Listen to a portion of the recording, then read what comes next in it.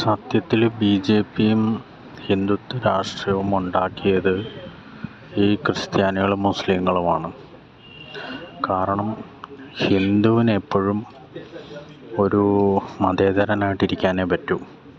കാരണം അവൻ്റെ വിശ്വാസപരമായ കാര്യത്തിൽ പോലും അങ്ങനെയാണ്. ബഹുദൈവ വിശ്വാസമാണ്. ഇഷ്ടംപോലെ ദൈവങ്ങളെ ആരാധിക്കുന്നു. അവർക്ക് അല്ലാഹയോടോ ക്രിസ്തുവിനോടോ ഒന്നും പ്രശ്നമില്ല. ഇഷ്ടംപോലെ പുസ്തകം വായിക്കുന്നു. ഖുറാനോടോ ബൈബിളിനോടോ ഒന്നും പ്രശ്നമില്ല. പക്ഷേ ചരിത്രത്തിൽ എന്താ സംഭവിച്ചത്? മുഗളന്മാർ ഇന്ത്യയെ ആക്രമിച്ച് കീഴടക്കി ഇസ്ലാമിഫിക്കേഷൻ നടത്തി. ബ്രിട്ടീഷുകാർ ഇന്ത്യയെ ആക്രമിച്ച് കീഴടക്കി. ബ്രിട്ടീഷ് മാത്രമല്ല, യൂറോപ്യൻ ക്രിസ്ത്യാനികൾ ഒരുപാട്, ഫ്രഞ്ചുകാർ, ഡച്ചുകാർ, പോർച്ചുഗീസുകാർ, അപ്പോഴും എല്ലാം അവർ ക്രൈസ്തവവൽക്കരണം നടത്തി. അപ്പോൾ ഇതൊക്കെ കണ്ടും കേട്ടും പഠിച്ചും അസ്വസ്ഥരായ ഹിന്ദുക്കളിലാണ് പിന്നെ ഒരു ഹിന്ദുത്വ രാഷ്ട്രീയം വേണം എന്ന ആശയം മനസ്സിലുദിച്ച് അതിങ്ങനെ വളർന്ന് പന്തലിച്ച് വികസിച്ച് വന്നുകൊണ്ടിരിക്കുന്നത്. ഇതിൻ്റെ കാരണം ആരാണ്? കാരണം ഹിന്ദുക്കളല്ല, ഏകദൈവവിശ്വാസികളായ ക്രിസ്ത്യാനികളും മുസ്ലിങ്ങളും തന്നെയാണ്.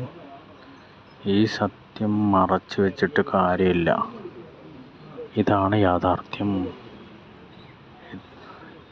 ഇത് പലപ്പോഴും ഹിന്ദുക്കളിലും പലരും മറന്നു പോകുന്നു, മറ്റ് മതസ്ഥരും പലരും മറന്നു പോകുന്നു.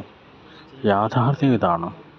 മതേതരത്വം വിജയിക്കാത്തതിൻ്റെ കാരണം എന്താണ്? തങ്ങളുടെ മതവും തങ്ങളുടെ ദൈവവും തങ്ങളുടെ പുസ്തകവും തങ്ങളുടെ പ്രവാചകനും മാത്രമാണ് ശരിയെന്ന് പറഞ്ഞുകൊണ്ട് മറ്റുള്ളവരെ അതിലേക്ക് കൊണ്ടുവരാനായിട്ട് ശ്രമം നടത്തിക്കൊണ്ടിരിക്കുന്ന ഏകദൈവ വിശ്വാസികളായ മതവർഗീയവാദികളാണ് ഈ വർഗീയതയെല്ലാം ഉണ്ടാക്കുന്നത്.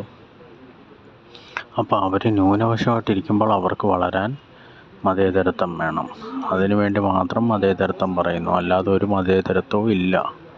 ഇതാണ് യാഥാർത്ഥ്യം. ഇത് ഹിന്ദുക്കൾ തിരിച്ചറിഞ്ഞു വരുന്നു. അത് മാത്രമല്ല, വളരെ ബുദ്ധിപൂർവമായിട്ട് അന്യായമായ രീതിയിൽ ഒരുപാട് ജാതി സംവരണങ്ങൾ കൊടുത്ത് ഭിന്നിപ്പിക്കുക. എന്നെങ്കിൽ ക്രിസ്ത്യാനിക്കും മുസ്ലിമിനും ഒക്കെ ജാതിയുണ്ട്. എന്താണ് ജാതി എന്ന് പറഞ്ഞാൽ? ജാതി എന്ന് പറഞ്ഞാൽ പഴയ കാലത്ത് തൊഴിലിൻ്റെ അടിസ്ഥാനത്തിൽ രൂപപ്പെട്ടു വന്ന ജനസമൂഹങ്ങളാണ്. പണ്ടത്തെ കാലത്ത് ക്രിസ്ത്യാനികളിലും മുസ്ലിങ്ങളിലും തൊഴിലടിസ്ഥാനത്തിൽ ജാതിയുണ്ട്. മുക്കുവന്മാരുണ്ട്, മീൻ പിടിക്കുന്നവരുണ്ട്, സ്വർണ്ണപ്പണിക്കാരുണ്ട്,